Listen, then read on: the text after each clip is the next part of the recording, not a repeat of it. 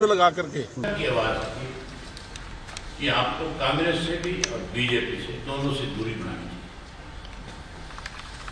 जनता की आवाज को मैं कैसे नकार सकता, इसलिए मैंने जनता की जो आवाज है उस पर यह फैसला लिया हमारी पार्टी ने कि हम इस चुनाव से दूरी बना करके रखेंगे। हमारे दोनों विधायक वोट कास्ट करने के बजाय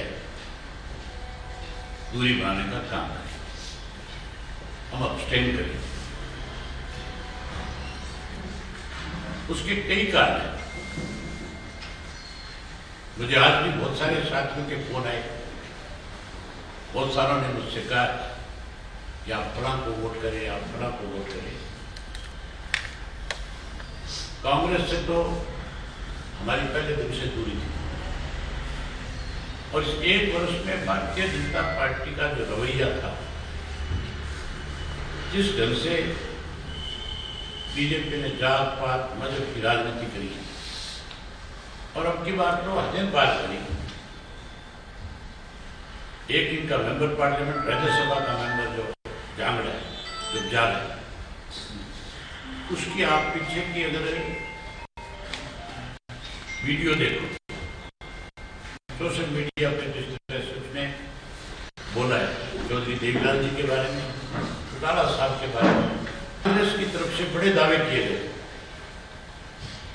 ये कहा गया था कांग्रेस की तरफ से कि हमारे 37 के 37 चट्टान की तरह मजबूत। हुड्डा साहब ने तो ये भी कहा कि 37 की जगह हमारे 39 हो सकते। मुझे नहीं लगता 5 बजे जब काउंटिंग होगी इनके 30 का भी आंकड़ा पार कर। आज जिस तरीके से चुने हुए लोगों होस्ट ट्रेडिंग की जा रही है, इससे राजनीतिक दलों से लोगों का विश्वास खत्म हो गया। वोट खरीद फरोख्त करना भी एक पाप है, राजनीति में एक कलंक है। अपनी मर्जी से कोई किसी को वोट कास्ट करे, वो बात तो ठीक है, जायज है। कई दफा कोई कैंडिडेट किसी को पसंद नहीं है, कई दफा पार्टी का फैसला पसंद नहीं होता, लेकिन किसी को आप लालच दें और उसकी चर्चाएं सोशल मीडिया पे चले, आम लोगों में चले कि इतने इतने करोड़ रुपए दे करके खरीद फरोख्त की गई है, उससे भी उस पार्टी की लोकप्रियता कम होती है। वक्त दीजिए, और जिस पार्टी का बिकता है उस पार्टी पे भी सवालिया निशान होता है कि इन लोगों ने जब कैंडिडेट बनाए अपनी विधानसभा के, लोकसभा के, तो अभय चौटाला जो बात कह रहे थे, अब आप देखिए बात यहीं से शुरू करनी पड़ेगी और आज इस पर चर्चा भी करते हैं। हालांकि अभी तक तो परिणाम भी घोषित हो जाने चाहिए थे, लेकिन 5 बजे से आप देख रहे हैं कि काउंटिंग रुकी हुई है। लेकिन अब इसके मायने क्या है, आज इसको समझेंगे। 2 मेहमान हैं अभी फिलहाल मेरे साथ। रामराजी शर्मा जी हमारे साथ हैं, भारतीय जनता पार्टी की ओर से बहुत स्वागत है रामराजी जी आपका। और हमारे साथ डॉक्टर रविंद्र मलिक जी हैं, वरिष्ठ पत्रकार हैं। डॉक्टर रविंद्र मलिक जी आपका भी स्वागत है। रामराजी जी, चूंकि हम लोग तो इंतजार कर रहे थे कि भाई अभी तक तो जो चुनाव के नतीजे हैं वो घोषित भी हो जाएंगे, लेकिन अभी तो हम लोग देख रहे हैं कि पिछले 3 घंटे से जो चुनाव की प्रक्रिया है वो रुकी हुई है। आपत्ति जता दी आपने 2 वोटों को लेकर के, और कांग्रेस के राष्ट्रीय अध्यक्ष ने पत्र लिख दिया चुनाव आयुक्त को, और ये कह रहे हैं कि भाई हमको मिलने का समय दीजिए। इसको चुनाव को दूषित करने का प्रयास आप लोग कर रहे हैं, कैसे देखते हैं इन आरोपों को आप? देखो, जो आरोप लगा रहे हैं कांग्रेस पार्टी वाले, इनको कहीं ना कहीं हार का डर सता रहा है। और जहां तक रिजल्ट की बात है, माननीय चुनाव आयोग से परमिशन मिलते रिजल्ट घोषित हो जाएगा। और जिस तरह से तीनों उम्मीदवार, निर्दलीय उम्मीदवार भी और कांग्रेस वाले को भी मैंने देखा, और हमारे भाटिया साहब भी, तीनों अपने अपने जीत का दावा कर रहे हैं। और ये लोकतंत्र है, हर एक को अधिकार है अपनी बात रखने का, और संविधान से हमारा देश चलता है। संविधान के अनुसार हमारा बुनियादी ढांचा मजबूत होता है। और जिस तरह से माननीय मुख्यमंत्री जी का प्रोफाइल है, इनका व्यक्तित्व है, माननीय प्रधानमंत्री जी की अगुवाई में हमारा देश बहुत आगे बढ़ रहा है। जैसे रक्षा क्षेत्र में हम आत्मनिर्भर हुए, आर्थिक दृष्टि से हम चौथे पायदान पर आ गए, बहुत जल्दी दूसरे तीसरे पर भी होंगे। और जिस तरह से मुख्यमंत्री जी ने समान विकास कार्य पूरे प्रदेश में करवाए हैं, अभी चल रहे हैं, विकास की गंगा बह रही है। और जिस तरह से हरियाणा एक, हरियाणवी एक, सबका साथ, सबका विकास, सबका विश्वास, इस पैटर्न पर हमारी सरकार काम करी है। नशा मुक्त हरियाणा, भ्रष्टाचार मुक्त हरियाणा और अपराध मुक्त हरियाणा, इस पे हमारी सरकार काम करी है। माननीय मुख्यमंत्री जी के पास में कोई विपक्ष का एमएलए भी आता है, वो जायज काम सबके करते हैं, वो सबको पूरे हरियाणा को अपना परिवार समझते हैं, और पूरे हरियाणा के एमएलए हों, कार्यकर्ता हों, वो सारे एक परिवार के सदस्य होते हैं। वो जायज काम, चाहे कार्यकर्ता भी क्यों ना हो दूसरी पार्टी का, उसका भी जायज काम कभी मना नहीं करते हो। तो लिहाजा उम्मीद ये है कि कांग्रेस के एमएलए ने भी आत्मा की आवाज पर भी वोट दिया होगा। आत्मा सो परमात्मा, क्योंकि मुख्यमंत्री जी को सभी पार्टियों के एमएलए चाहते हैं। जिस तरह से कांग्रेस के एमएलए के पहले बयान आते रहे हैं, चाहे सेतिया जी हों, उन्होंने भी कहा भाइयों मैं भगवान की सौगंध खा के कह रहा हूं, डॉक्टर नायब सिंह सैनी जैसा इतना बढ़िया मुख्यमंत्री ना तो हरियाणा में आएगा ना आया है। और जैसे वो सरदार जी हैं, नहीं, रतिया लेकिन से रामराज विधायक जी हैं, व्यक्ति पहली और चौधरी हैं, व्यक्तित्व की वो तारीफ करना ये नारनौल एक अलग के बात है। एमएलए ठीक है, हैं। मुख्यमंत्री जी बेहतर काम कर रहे हैं, कांग्रेस के भी जो नेता हैं, ठीक है, किसी ने खुलकर तारीफ भी की, लेकिन क्या पार्टी लाइन से अलग होकर के वो अपनी अंतरात्मा की आवाज सुन करके और फिर वोट किसी और कैंडिडेट को डाल देंगे? क्या ये उम्मीद है आप लोगों को? देखो, उम्मीद के सारे हमारा जो है पिछला इतिहास दोहरा लो, और उम्मीद के सारे से गाड़ी आगे बढ़ती है। उम्मीद कभी नहीं छोड़नी चाहिए, और हमारे को आशा ही नहीं, पूर्ण उम्मीद भी है कि जैसे पिछली बार सुभाष चंद्रा जी और कार्तिकेय शर्मा जी, उनको कांग्रेस के विधायकों ने आत्मा की आवाज पर वोट डाला था, और अब की बार आशा ही नहीं, पूर्ण उम्मीद भी है कि कुछ विधायक आत्मा की आवाज पर वोट डालेंगे। और इन लो पार्टी ने जैसे मतदान में भाग ही नहीं लिया था, उन्होंने मतदान से दूरी बना के रखी थी। तो इसमें मैं ये कह सकता हूं, जिस तरह से मैंने निर्दलीय उम्मीदवार जी का मैंने वीडियो देखा है, वो भी बड़ा खुश हो रहे थे कि भाई मेरे को भी वोट डाला है आत्मा की आवाज पे। कांग्रेस के विधायकों ने भी डाला है और भाजपा ने समर्थन दे रखा है उनको।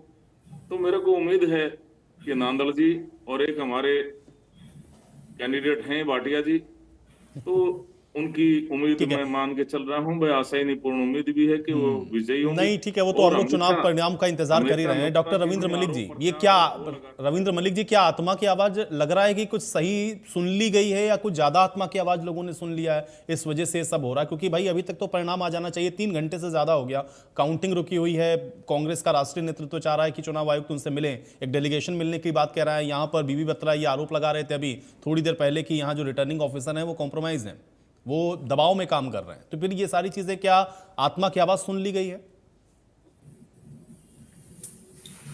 देखो, जहां तक नहीं, रविंद्र जी से मेरा सवाल है। रविंद्र जी जी जी, दोबारा रिपीट करेंगे एक बार, क्या पूछा रविंद्र आपने? जी, मेरा सवाल यही कि आत्मा की आवाज सुन ली गई है इसलिए ये डिले हो रहा है? नहीं, देखिए, फिलहाल ऐसा कुछ कहना ठीक नहीं होगा, लेकिन जिस तरह से कांग्रेस ने अब ये पूरा मामला ना, आप ये देखिए, इसमें आपको बताऊं मैं, अब जो party high command, Congress party high command की इस पूरे मामले में एंट्री के बाद अब ये मामला थोड़ा सा गंभीर कह सकते हो गया है।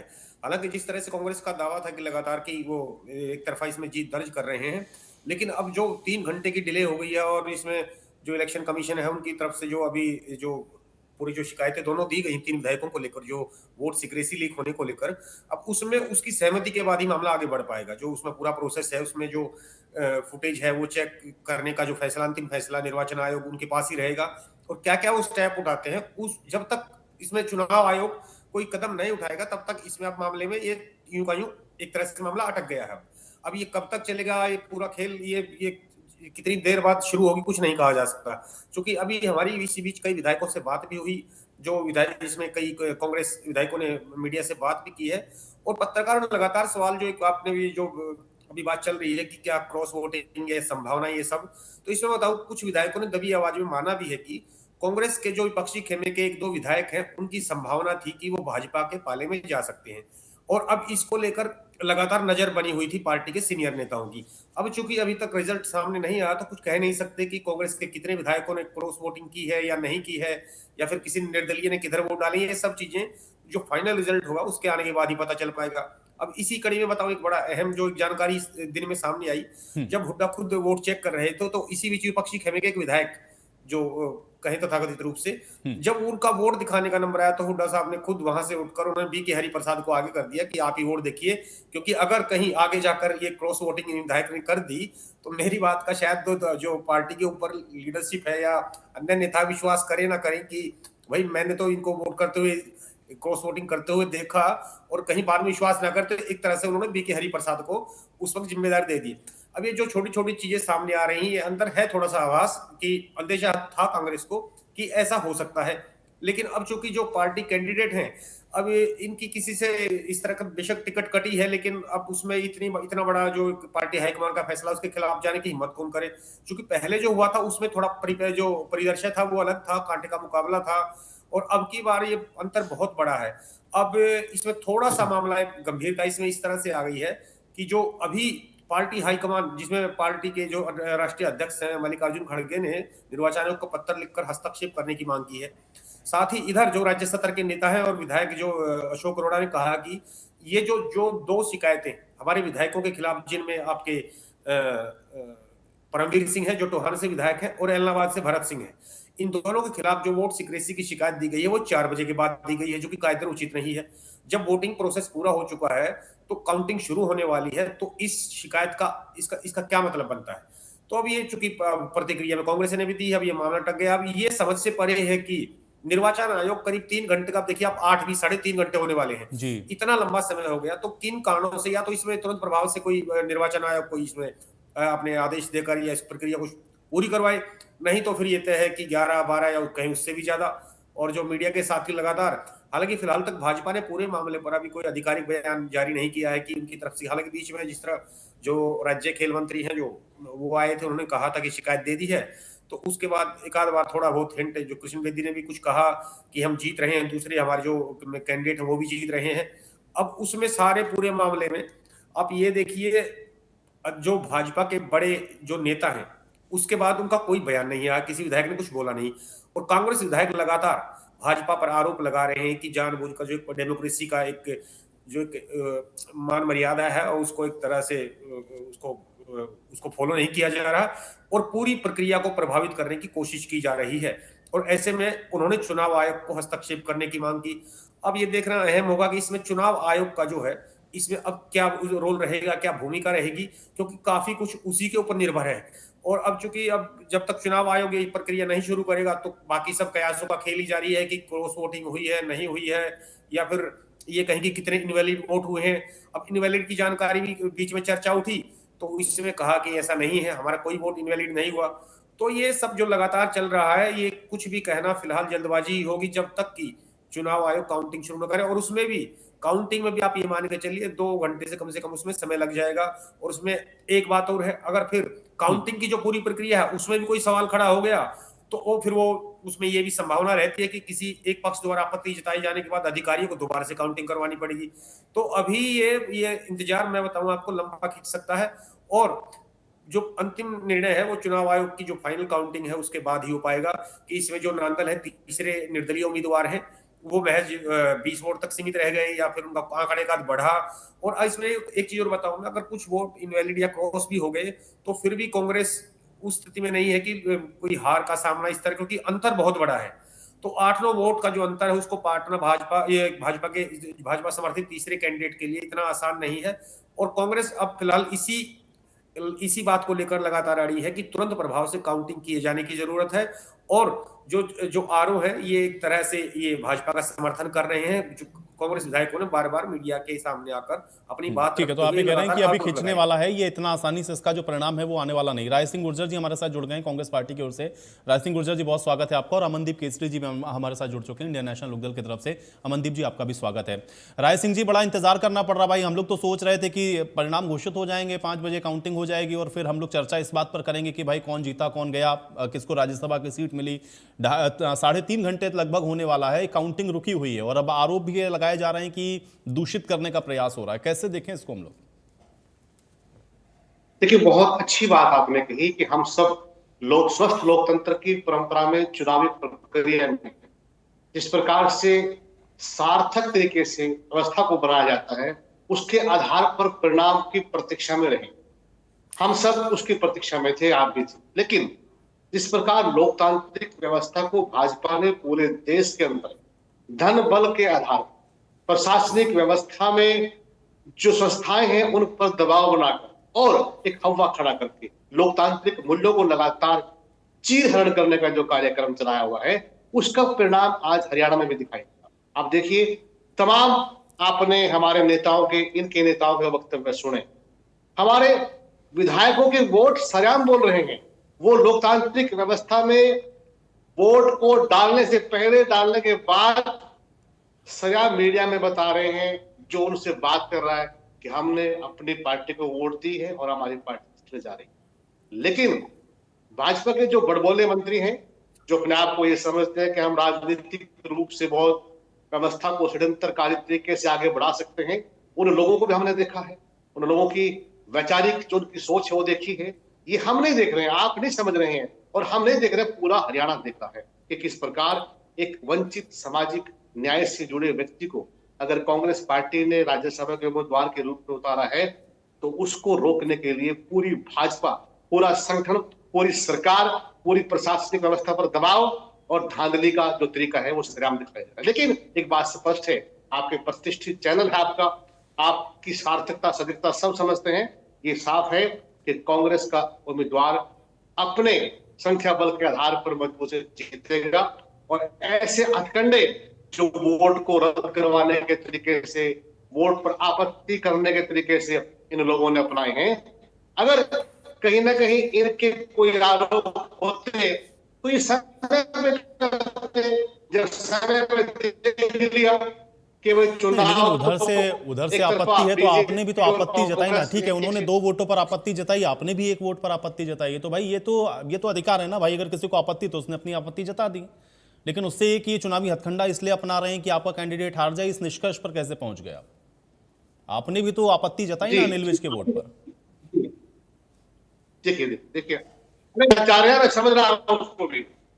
चुनाव 3 बजे परिणाम आ चुका था। मैं यहां पर अपने पार्टी की तरफ से एक आधिकारिक प्रवक्ता के रूप में पार्टी की लाइन अलग होती है और हमारे अनुभव भी अलग होते हैं। हमें अनुभव हो गया था जब इन्होंने कहा कि हम किसी को वोट नहीं डालेंगे, क्योंकि जो भाजपा का चोरी का षड्यंत्र था, जो लोकतंत्र को हटा करने का तरीका था धन बल पर, वो फेल हो चुका था। तो ऐसे में कांग्रेस की जीत तय थी। लेकिन आपत्ति उन्होंने की है पहले, फिर हमने आपत्ति की है। अगर आप कोई आपत्ति करोगे, अगर आप विरोध करोगे, अगर आप किसी प्रकार को, चलिए, राज सिंह गुर्जर जी से शायद हमारा संपर्क टूट गया है। अमनदीप जी का मैं रुक कर रहा हूँ। अमनदीप जी, भाई अभय चौटाला प्रेस कॉन्फ्रेंस करके गए और वो तो बड़ा पहले भी 3 बजे बोल करके गए कि 30 से ज़्यादा तो हो जाए तो आप देखिएगा परिणाम 5 बजे आएगा, स्पष्ट हो जाएगा। लेकिन अभी भी वैसी स्थिति हम लोग को दिख रही, क्योंकि अभी कुछ कह पाना बड़ा जल्दबाजी है। 3.5 घंटे से ज़्यादा का समय हो गया, रुकी हुई है। अब दोनों के ऊपर आरोप प्रत्यारोप हो रहे हैं। कैसे देख रहे हैं राज्यसभा के चुनाव को आप? देखिए, हमने पहले ही आयुष जी बता दिया था कि राज्यसभा चुनाव के अंदर किस प्रकार से दोनों ही पार्टियां, एक सापनाथ और दूसरी नागनाथ, और जिन्होंने पहले भी इस तरह की धांधलेबाजी की, इस तरह की जुगलबंदी की, जो अप्रत्याशित था भारतीय लोकतंत्र के इतिहास में, राज्यसभा के चुनाव में कोई सोच भी नहीं सकता था कि जिस तरीके की धांधलीबाजी ये दोनों मिल करके भूपेंद्र सिंह हुड्डा का गुट और भारतीय जनता पार्टी करती हैं। कभी आपने लोकतंत्र के इतिहास में ऐसा नहीं सुना होगा कि स्याही तक भी बदल दी। कहा तो ये लोग ये कहते हैं कि ईवीएम को हटा करके बैलेट पेपर पे चुनाव करवाएं। जब बैलेट पेपर पे चुनाव होता है तो इन्होंने ऐसे हथकंडे अपनाए कि जो कभी कोई सोच भी नहीं सकता था। कहाँ पेन बदल दिया, कहाँ पर बैलेट पेपर खाली छोड़ दिया। फिर उसके बाद अगला चुनाव आता है, अगले चुनाव में और ही ज्यादा एडवांस हथकंडे अपना लिए। पेन भी नहीं बदला गया, लेकिन पेन बैलेट पेपर के ऊपर से निशान लगा दिया गया, वोट को इनवैलिड कर दिया गया। कभी अब ये तीसरा आज उदाहरण है जिसमें शायद ये देखने को मिल रहा है कि वो अपनी वोट उन्होंने सीक्रेसी लीक कर दी, इसलिए रद्द होगी। तो ये अंदेशा हमें पहले से ही था और हम बार बार कह रहे थे कि जिस प्रकार से लोकतंत्र के अंदर ये दोनों पार्टियां मतलब मुंह काला करेंगी, तो उस उत्सव के अंदर, उत्सव तो हम उसमें नहीं कह सकते, जहां पर ये इस तरह का खेल खरीद फरोख्त का होगा, जहां पर पैसे का मामले का लेन देन होगा, वो लोकतंत्र के लिए बहुत दुर्भाग्यपूर्ण होगा और उस प्रक्रिया में हम बिल्कुल भी हिस्सा नहीं लेंगे।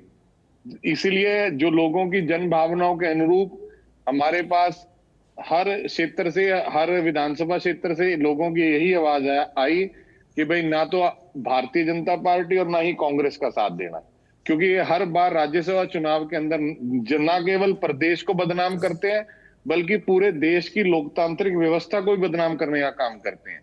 ये लोग जो अपने आप को बहुत बड़े वकील बताते हैं, बहुत बड़े बड़े उच्च पदों पर अधिकारी बताते हैं, वो लोकतंत्र को सकारात्मक रूप में ले जाने की बजाय उल्टा सभी नकारात्मक काम करते हैं, जो जिसको भारतीय सरल भाषा के अंदर जुगाड़ कहते हैं। हर बार कोई ना कोई ऐसा जुगाड़ लगाते हैं, कोई ना कोई ऐसा तरीका ढूंढते हैं, लूप होल बनाते हैं, लॉ के लूप होल ढूंढते हैं कि जिससे लोकतंत्र में जो जनता की जनभावना है उसके खिलाफ जाकर के रिजल्ट आए और पैसों का बड़ा लेन देन जो खरीद फरोख्त होता है, ताकि वो इनका सफल हो सके। अमनदीप जी, जैसा अभी रविंद्र मलिक जी ने कहा कि इस बार जो वोटों का जो गणित है वो मतलब सफिशिएंट है और कांग्रेस के पास ज्यादा है, मतलब ऐसा नहीं कोई नेक टू नेक वाला मामला है, इसलिए ये हो पाना थोड़ा सा संभव नहीं है। लेकिन क्या आप अभी भी, आपको लग रहा है कि जो परिणाम है वो अप्रत्याशित हो सकते हैं? देखिए, वो इसलिए लग रहा है, और आप लोगों ने भी जिस दिन से राज्यसभा चुनाव का ऐलान हुआ, निर्दलीय प्रत्याशी ने फार्म भरा, मुझे लगता है कि उस दिन से सभी न्यूज चैनलों पे यही चर्चा। अमनदीप जी, एक सेकंड के लिए मैं आपको रोक रहा हूं, एक बार मैं साहिल का रुख कर लेता हूं, उनके साथ कृष्ण बेदी जी मौजूद है। साहिल, बात करें जरा। बिल्कुल, इस वक्त हमारे साथ हरियाणा सरकार में कैबिनेट मंत्री कृष्ण बेदी जो है वो मौजूद है, क्योंकि भारतीय जनता पार्टी की तरफ से चुनाव एजेंट भी जो हो बनाए गए हैं। बेदी साहब, किस तरीके से देखते हैं, इतना डिले क्यों हो रहा है? कांग्रेस लगातार एलिगेशन लगा रही है कि जानबूझकर इस मतगणना को रोका जा रहा है, हमारे पास पूरे नंबर थे, उसके बावजूद भी जो है इस तरीके की हरकत जो है वो की जा रही है। नहीं, देखिए, मैं आपके माध्यम से बताना चाहता हूँ, हमने 2 वोट पर ऑब्जेक्शन किया। गौरव गौतम ने परमवीर सिंह जी की वोट पर ऑब्जेक्शन किया, मैंने भरत सिंह बेनीवाल जी की वोट पर ऑब्जेक्शन किया, और उन्होंने भी तो अनिल विज जी की वोट पर ऑब्जेक्शन किया। आरोप हम पे लगाएंगे कि हम प्रक्रिया को रोक रहे हैं। क्या उन्होंने ऑब्जेक्शन क्यों किया फिर, यदि हम प्रक्रिया को रोक रहे थे? खुद अपने आप शिकायत करी, अपने आप आरओ साहब को ये कहा कि चुनाव आयोग से राय लो, आरोप हम पर लगाएंगे। क्यों लगाएं? हमने ऐसी कौन सी गलती करी है? हुड्डा साहब सबसे सीनियर मोस्ट हमारे आदरणीय है, पूर्व मुख्यमंत्री हैं, वो खुद वहां पर पोलिंग एजेंट थे। बीके हरिप्रसाद जो कांग्रेस के इनके प्रभारी हैं, वो वहां पर मौजूद थे। गलती करेंगे वो उनके 6 बार के 5 बार के विधायक चुनावी प्रक्रिया में गलती वो करते हैं और आरोप हम पर लगाते हैं कि चुनावी प्रक्रिया को भारतीय जनता पार्टी रोक रही है। हमने कोई चुनावी प्रक्रिया नहीं रोकने का काम किया। शिकायत उन्होंने भी दी, शिकायत हमने भी दी। अब उसका निर्णय की इंतजार करने का उनके पास समय नहीं है। पहुंच गए जी, मल्लिकार्जुन खड़गे जी पहुंच गए हैं जी, मनु सिंह भी जी पहुंच गए हैं जी, चुनाव आयोग को कटघरे में ले लेंगे, थोड़ी देर के बाद बीजेपी को कटघरे में ले लेंगे। अरे तुम लोगों ने दरखास्त दी है आरओ साहब को, निर्णय तो आने तो दो ना।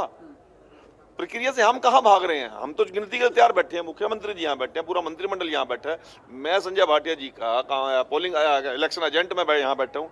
कहाँ भाग रही है बीजेपी? आपने भी एक शिकायत की है, हमने शिकायत की कॉपी अभी देखी है भरत सिंह बेनीवाल को। मैं आपके सामने ऑन कर रहा हूँ। भरत सिंह बेनीवाल जी की शिकायत हमने भी चुनाव आयोग को दी, उन्होंने अनिल विज जी की दी है, और गौरव गौतम जी ने परमवीर सिंह जी की दी है। अब चुनाव आयोग को निर्णय तो आने दो ना, जो भी वो आएगा, आरओ साहब को निर्णय तो करने दो ना। अब उन पर भी आरोप लगा देंगे, बीजेपी पे आरोप लगा देंगे, चुनाव आयोग पर भी आरोप लगा देंगे, उसके बाद सुप्रीम कोर्ट में भी चले जाएंगे। अब सभी निर्णय यही करेंगे क्या? कांग्रेस के राष्ट्रीय अध्यक्ष मल्लिकार्जुन खड़गे ने चुनाव आयोग को लेटर लिखा है, उनमें कहा कि चुनाव को दूषित करने की कोशिश जो है वो की जा रही है, कांग्रेस का डेलीगेशन चुनाव आयोग से मिलना चाहता है, इसलिए आप तुरंत प्रभाव से समय दीजिए। तो तमाम आरोप जो है वो कांग्रेस हाईकमान। खड़गे जी से ये पूछिए ना, अभी उन्होंने अनिल विज जी की वोट के चैलेंज क्यों किया? अपने आप और चैलेंज करेंगे, अपने आप ही चुनाव आयोग से टाइम मांग लेंगे। कमाल हो गया, क्या कमाल है कांग्रेस का? चुनावी प्रक्रिया 6 बार के विधायक इनकी गलतियां करते हैं, इनका चुनावी एजेंट गलती करता है। बीके हरिप्रसाद जी के सामने उन्होंने परमवीर जी ने वोट ओपन की है, तो बीके हरिप्रसाद जी से सीनियर आदमी कोई कांग्रेस का होगा क्या? परमवीर जी से सीनियर मिनिस्टर एमएलए कोई रहा है क्या? इसी प्रकार से भरत सिंह बेनीवाल जी, जहां तक मेरा आइडिया है, 3 बार के विधायक है वो भी। भूपेंद्र सिंह हुड्डा जी उनके हाथ से वोट छीन रहे हैं।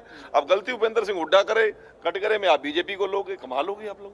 बीबी बत्रा कह रहे हैं कि दबाव में काम कर रहा है आरओ, सरकार जो है उन पर दबाव बनाने की कोशिश। बत्रा जी को बुलाइए, उससे पूछिए कि आपने अनिल विज जी की, करमवीर बोध ने शिकायत की है या नहीं की है।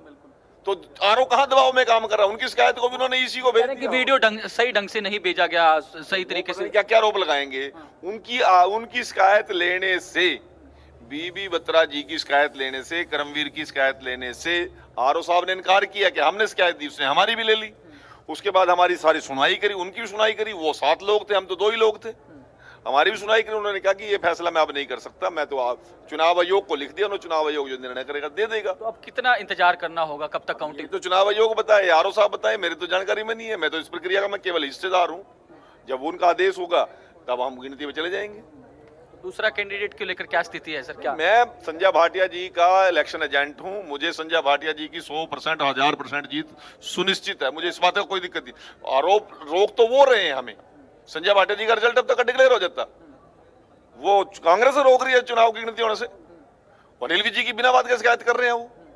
तो आप हरियाणा के कैबिनेट मंत्री कृष्ण बेदी को सुन रहे थे। साफ तौर पर कहा गया कि किस तरीके से जो है वो कांग्रेस की ओर से भी जो हरियाणा के कैबिनेट मंत्री अनिल विज, उनकी भी शिकायत की गई है। जो तमाम एलिगेशन लगाए गए हैं कांग्रेस की ओर से, उसको निराधार जो है हरियाणा के जो कैबिनेट मंत्री हैं कृष्ण बेदी की ओर से लगाए जा रहे हैं। हम बातचीत भी कर रहे हैं, उनकी ओर से तमाम बयान भी जो है वो दिए गए हैं। तो लगातार आप तस्वीरें भी लगातार देख रहे हैं किस तरीके से सत्ता पक्ष और विपक्ष जो है वो आमने सामने है। बिल्कुल, तो कुल मिलाकर साहिल फिलहाल के लिए बहुत शुक्रिया। आप नजर रखिएगा, जैसी कोई अपडेट होती है मैं तुरंत आपके पास वापस लौटूंगा। और एक बार फिर से हम लोग चर्चा में वापस लौटेंगे, जो कि आज राज्यसभा के चुनाव के परिणाम का दिन है। इंतजार ये हो रहा था कि चुनाव का जो परिणाम है वो 5 बजे या 5:30 बजे तक घोषित हो जाएगा, लेकिन 3.5 घंटे से भी ज्यादा, तो तकरीबन 4 घंटे का समय आप मान लीजिए, ये जो वोटों की गिनती है वो रुकी हुई है। अब उसके पीछे क्या कुछ हो रहा है, तमाम आरोप प्रत्यारोप आप अभी देख रहे हैं। चर्चा भी हम लोग इसी विषय पर कर रहे हैं। एक बार फिर से चर्चा में वापस लौटेंगे। सभी मेहमान मेरे साथ बने हुए हैं। अमनदीप जी, आपकी बात अधूरी रह गई थी। मेरा भी प्रश्न यही था कि क्या आप प्रत्याशित जैसा होने का कोई परिणाम, कोई उम्मीद आपको अभी लग रही है क्या? देखिए आयुष जी, सबसे पहले तो बात यही है, अभी आप देख ही रहे हैं कि जो घटनाएं ये चल रही हैं ये भी तो अप्रत्याशित है। ये कोई सामान्य चुनावी प्रक्रिया की घटनाएं तो नहीं है। क्या ये सामान्य तरीके से चुनाव संपन्न हुआ है, उस तरह का तो कोई माहौल अभी तक नहीं लग रहा है। आप खुद ही कह रहे हैं कि 5:30 बजे तक रिजल्ट आ जाना चाहिए था और अभी तक नहीं आया। तो ये सभी बातें, क्योंकि पहले भी ऐसा हो चुका है हरियाणा के अंदर, और ये केवल हरियाणा प्रदेश के अंदर ऐसा हुआ क्योंकि जहां पर एक कांग्रेस का बड़ा धड़ा भारतीय जनता पार्टी के साथ मिला हुआ है, बाकी प्रदेशों में ऐसा भारतीय जनता पार्टी ने नहीं किया कि भाई किसी निर्दलीय को उतार दिया हो तीसरा उम्मीदवार बना करके, या जितने भी वहां पर राज्यसभा की सीटें थी उससे ज्यादा उम्मीदवार उतार दिए। इस तरह से ये केवल हरियाणा में ही होता है और पहले भी होता आया। और आप ये बात कर रहे थे कि भी अब की बार कांग्रेस के पास संख्या बल बहुत ज्यादा है, तो शायद ऐसा नहीं लग रहा। तो मैं आपको याद दिला दूं कि 2016 में तो 15-16 वोट ज्यादा थी, तब तो इन्होंने और ज्यादा करिश्मा कर दिया था। भूपेंद्र सिंह हुड्डा ने अपना बैलेट पेपर खाली छोड़ दिया था। जयप्रकाश जी ने भारतीय जनता पार्टी द्वारा दिया गया पेन लेकर के अंदर चले गए और उससे निशान लगा दिया गया था। और उसके बाद जब 15-16 वोटें खराब हो गई थी, फिर वो पेन को फिर से सही वाले पेन को वहां पर रख दिया गया। तो इस कदर तक ये जाते हैं। तो जो ये आंकड़ा है जो आप आकलन कर रहे हैं वो कोई खास मायने नहीं रखता। अगर इनका जो बस चले तो ये तो कुछ भी आंकड़ा नहीं है। पिछली बार भी 31 विधायक थे। जब हमने देखा कि अजय माकन जी का चुनाव था, तो ये आरोप हमारे ऊपर लगाते हैं, बी टीम का या ए टीम का, जबकि इनके खुद के 31 विधायक थे और 31 आज भी 31 की संख्या बल चाहिए जीतने के लिए, और हमने अब्सटेन कर दिया, तो शायद वो संख्या बल केवल 30 ही चाहिए। तो इनके पास हर बार पर्याप्त बहुमत था। ऐसा नहीं था कि बहुमत नहीं था, कई बार बहुत ज्यादा वोट भी थे, लेकिन हर बार इन्होंने हरियाणा प्रदेश की जनता की पीठ में छुरा घोंपा।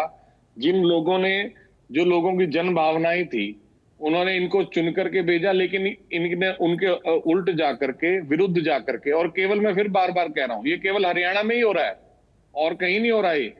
और कहीं भारतीय जनता पार्टी ऐसी हिम्मत नहीं कर रही कि भाई किसी निर्दलीय को उतार दे। और हरियाणा में ही इसलिए हो रहा है कि भूपेंद्र सिंह हुड्डा की सीधी सांठगांठ और भारतीय जनता पार्टी के साथ है। अभी देखते हैं आने वाले समय में और क्या थोड़ा इंतजार अभी और कर लेते हैं, लेकिन अभी मुझे लग रहा है कि थोड़ा और खींचने वाला है, क्योंकि अभी कोई उम्मीद इस तरह की दिख नहीं रही है। काउंटिंग शुरू कब होगी? राय सिंह जी, जो बात मैं आपसे कह रहा था वही सवाल कमोबेश साहिल भी पूछ रहे थे। उन्होंने कहा कि भाई आपने भी तो शिकायत की ना अनिल विज की। वो कह रहे हमारा कैंडिडेट तो जीत ही गया था, आप रोक रहे हैं कि इसका चुनाव परिणाम ना आए, और फिर उल्टा आरोप आप भारतीय जनता पार्टी के ऊपर लगा रहे हैं कि चुनाव प्रक्रिया को बाधित कर रहे हैं। राय सिंह जी। आयुष जी, देखिए संचार की व्यवस्था मैंने भी सुनी, आपने प्रदेश के नौसिखिया बड़बोले मंत्री अभी को मैंने सुना है, दोनों के दोनों एजेंट रहे। दोनों ने भाजपा के अंदर जो षड्यंत्रकारी ताकतें हैं उसका नेतृत्व करने की क्षमता इन लोगों ने बढ़ाई हुई। इनके बयान आपने सुने, मैंने सुने, सभी पैनल बैठे लोगों ने सुने, नेताओं ने सुने हैं।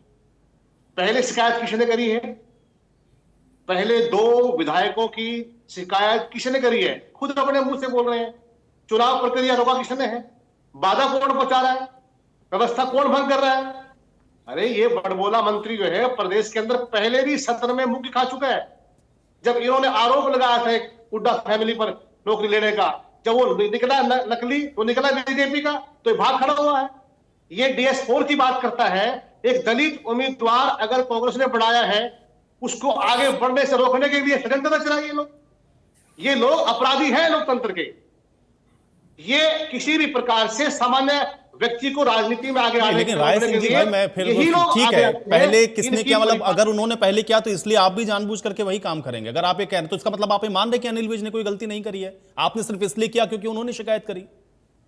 नहीं, जब आरोप लगता है तो प्रत्यारोप होता है, एक्शन का रिएक्शन होता है। नहीं, तो फिर आप ये मान रहे हैं ना कि ये जानबूझ करके क्या, मतलब अनिल विज ने कोई गलती नहीं करी, फिर तो इसका मतलब मैं ये निकाल लूं भाई शिकायत तो राय सिंह की दोनों तरफ से हो सकती है ना, उसमें क्या समस्या है? लेकिन ये कहना कि नहीं, आप इंतजार क्यों नहीं इस बात का करना चाह रहे हैं कि भाई इंतजार कर लीजिए, चुनाव आयोग निष्पक्षता के साथ काम करेगा और बता देगा क्या हुआ है क्या नहीं। हाँ, हम इंतजार करेंगे, हम चुनाव आयोग की निष्पक्षता पर विश्वास करेंगे, लेकिन लोकतंत्र को जो हड़पने का प्रयास इन फर्जी लोगों ने किया है, झूठे लोगों ने किया, मक्कारी का जो तरीका इन्होंने अपनाया है। कमाल हो गया राय सिंह गुर्जर जी, मुझे एक बात बताइए भाई, हर बार ये जो सवाल ये कांग्रेस के लिए क्यों आ जाता भाई?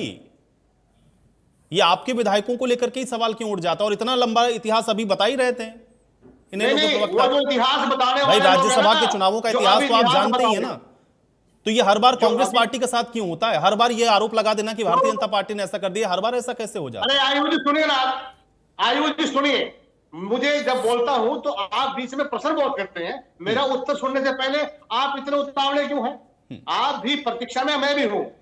जो लोग आरोप लगा रहे हैं, जो लोग इतिहास की बात कर रहे हैं, अरे इतिहास में शामिल रहे हैं वो लोग। पूरे प्रदेश की राजनीति 1966 के बाद शुरू होती है, स्याही किसने बदली थी? ये भूपेंद्र सिंह हुड्डा तो खुद को बोल रहे हैं। 2026 तक, जयप्रकाश 2026 तक अगर कोई भी पार्टी नहीं है, वो लोकदल है, उनका परिवार है। चौटाला परिवार ने हमेशा लोकदल ने भाजपा को मजबूत किया है, जब जब बड़ी भाग कर खड़े हुए हैं। इन्हें पता था कि कांग्रेस चुनाव जीत रही है, इन्हें पता था कि चुनाव जीत रही है कांग्रेस। ये भाग खड़े हुए 3 बजे के बाद, पहले बिगड़े को तैयार थे, ये उस षड्यंत्र में शामिल थे, लेकिन स्थिति अलग हुई। ठीक है, अब तो यही तो मैं कह रहा हूं ना गुर्जर साहब, राय सिंह गुर्जर जी, देखिए आप तुरंत परिणाम पे पहुंच जाते हैं। अगर आप इतना आश्वस्त हैं राय सिंह गुर्जर जी, अगर आप आश्वस्त हैं, आपके सारे विधायक इंटैक्ट हैं, तो ठीक है, इंतजार करते हैं ना हम लोग, फिर क्या परिणाम आता, फिर उसमें आरोप प्रत्यारोप की तो कोई गुंजाइश होनी ही नहीं चाहिए। रामराजी जी, ये आरोप है कि भाई अगर आप शिकायत करेंगे रामराजी जी, तो फिर अनिल विज की शिकायत वो भी करेंगे। ठीक है, एक मिनट अमनदीप जी, राय सिंह जी, एक मिनट। रामराजी जी, ये जानबूझ करके प्रभावित करने की कोशिश आप लोगों ने करी और इसलिए आप लोग इसको डिले करना चाहते हैं। 1 मिनट, ठीक है। अरे राय सिंह जी इंतजार करिए भाई, आपके 37 विधायक इंतजार कर लीजिए, 37 तो है ना आपके पास, अब इंतजार करते हैं ना हम लोग। 1 मिनट अभी आयुष जी, राय सिंह जी को आपको आपके सवालों से दिक्कत थी। सुभाष चंद्रा कांग्रेस की हमें हर रोज बखिया उधेड़ता है, खुद तुमने जितवा कर उसको भेजा। अरे जो लोग चलिए ठीक है, अब आप लोग ठीक है। अरे आज का इंतजार तो करिए, कम से कम आज के परिणाम का इंतजार करते हैं ना। 1 मिनट, ठीक है। अरे राय सिंह जी भाई, राय सिंह जी, फिर मैं कह रहा हूँ, राय सिंह जी मैं फिर कह रहा हूँ, अभी इंतजार करिए ना, आपके 37 है ना आपके पास। अरे राय सिंह जी, आपके 37 आपके पास है ना, तो इनके कहने से तो नहीं होगा ना। 1 मिनट, ठीक है, 1 मिनट राय सिंह जी, 1 मिनट। अभी रामराजी जी, अरे रामराजी जी, अब ठीक है रामराजी जी, रामराजी जी, ये जो ऐसा दूषित इनका करने तो का वो प्रयास हाल है कर रहे हैं आप कांग्रेस लोग, का, जानबूझ करके आप लोग ना इसको डिले खाता कर ना रहे हैं। भाई। क्यों वो सवाल उठाए कांग्रेस आपने का उनके वो दो सही। जो विधायक हैं उनको लेकर के? ये बोखलाहट रामराजी में जी, उलझुल बातें कर रहे हैं, उल्टी सीधी बातें कर रहे हैं, कभी आपके ऊपर ऑब्जेक्शन लगा रहे हैं, कभी चुनाव आयोग के ऊपर ऑब्जेक्शन लगा रहे हैं। ना खाता ना भाई, कांग्रेस का है वो सही, इनका वो फार्मूला है। दूसरा, इन्होंने ये 4-5 बार इन्होंने दलित दलित बोला। अरे सबसे बड़ी दलित विरोधी तो कांग्रेस पार्टी है। एक अरे दलित की दलितों के बेटी को विरोधी जिस तरह से अपमान किया आपको गया हजम नहीं शैलजा हो रहा बहन है, जी का, उस आपको टाइम में हजम पूरा नहीं हो हरियाणा रहा है। उठ खड़ा हुआ था। हमारी नेता दलित की बेटी शैलजा का बहन अपमान जी नहीं सहेगा देश के हिंदुस्तान, मंत्री हरियाणा की बहनी बेटी है, का हम अपमान नहीं उनके सहेगा अनुयायी हैं, हिंदुस्तान, हम उनके महिला महिला बदनाम शक्ति करने का वाले लोग हैं। अपमान आप नहीं कौन सहेगा ठेकेदार होते हो? हिंदुस्तान। जिस तरह से आपने शैलजा बहन जी के बारे में अरे जिस तरह राम से मंदिर जाति में सूचकांक बोला आपके आपने कार्यकर्ता ने, राष्ट्रपति का उनकी अपमान इच्छा किया, थी चुनाव लड़ने की एमएलए का, देश की और संसद में आपने उनकी आपने भावनाओं को आदिवासियों आहत का किया। अपमान किया। हमारे भी बात कर रहे हैं दलित लोग के संसद बेटे ने में एमपी गरीबों। राज्यसभा थे उस टाइम में, उन्होंने इच्छा जाहिर करी कृष्ण पवार जी ने कि भाई मैं एमएलए का चुनाव लड़ना चाहता हूं। हमने उनकी इच्छाओं का सम्मान किया और उनको चुनाव लड़ा। आज वो कैबिनेट मंत्री हैं। और जिस तरह से आपने करमबीर बोध को टिकट दिया है, इससे दलितों की भावनाओं का हाथ हुई है, उनकी भावनाओं को ठेस पहुंची है, क्योंकि बौद्ध तो हरियाणा में बहुत कम है और ओबीसी समाज की भावना आहत हुई है और डीएससी समाज की भावना आहत हुई है। आप नारा तो लगा रहे हो, आप दलित दलित, आपने दलित के बेटे का या दलित को हरियाणा का मुख्यमंत्री क्यों नहीं डिक्लेयर किया था इलेक्शन से पहले? किसने रोका था? आपने डिक्लेयर करना चाहिए था। जब हमने ओबीसी समाज के व्यक्ति को, डॉक्टर नायब सिंह सैनी को दोबारा के लिए अगला मुख्यमंत्री हमने डिक्लेयर किया था, भाई इनकी अध्यक्षता में हम चुनाव लड़ेंगे और यही ओबीसी समाज से हैं, यही हमारे अगले मुख्यमंत्री होंगे, तब आपने क्यों नहीं डिक्लेयर किया था? किसने रोका था? आप अच्छा होता आप डिक्लेयर करते, भाई हमारा दलित समाज से अगला मुख्यमंत्री हमारा दलित समाज से नहीं, होगा। लेकिन रामराजी ओबीसी देखिए, समाज से कांग्रेस का होगा। आरोप ये है ना कि आप लोग संवैधानिक जो संस्थाएं उनका गलत इस्तेमाल करते हैं। आप धनबल का इस्तेमाल करते हैं, ये आरोप लगा रहे हैं। आप जो है संस्थाओं का इस्तेमाल करते हैं, आप अलग अलग जो वर्ग हैं उनका इस्तेमाल करते हैं खाली सारे चुनावों को प्रभावित करने के लिए। तो वो ये आरोप ये लगा रहे हैं कि भाई ये पूरी प्रक्रिया को आप प्रभावित करने की केवल कोशिश कर रहे हैं जानबूझ करके। रामराजी जी, कांग्रेस ने क्यों नहीं दिलाया? किसने रोका था भाई? और जिस तरह से दलितों का अपमान कांग्रेस पार्टी ने किया है आज तक, किसने रोका था भाई?